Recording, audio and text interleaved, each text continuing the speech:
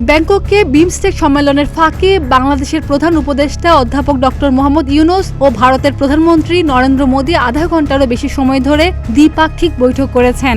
বৈঠকে বাংলাদেশের পক্ষ থেকে শেখ হাসিনার প্রত্যর্পণ সহ বিভিন্ন স্বার্থ সংশ্লিষ্ট বিষয় তুলে ধরা হয়। প্রধান উপদেষ্টার প্রেস সচিব শফিকুল আলম এ তথ্য জানিয়েছেন।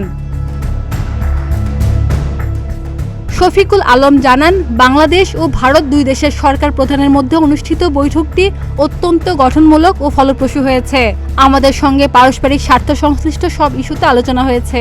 এমনকি শেখ হাসিনার প্রত্যর্পণ এবং ভারতে বসে তার উস্কানিমূলক বক্তব্যের বিষয়ে বৈঠকে তুলে ধরা হয়েছে। এছাড়া সীমান্তে হত্যা, তিস্তা নদীর পানির বন্টন সহ পারস্পরিক স্বার্থ সংশ্লিষ্ট বিভিন্ন বিষয়ে ফলপ্রসূ আলোচনা হয়েছে।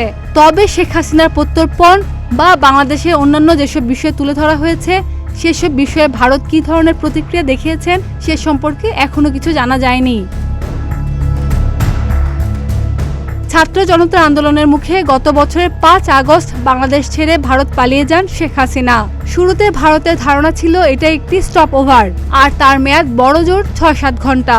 সেই ভুল ভাঙতে অবশ্য দিল্লির সময় লাগেনি। প্রায় ৮ মাস হতে চললেও শেখ হাসিনাকে এখনো পাঠানো সম্ভব হয়নি তৃতীয় কোনো দেশে, এবং রাষ্ট্রের অতিথি হিসেবে তিনি আজও ভারতে অবস্থান করছেন।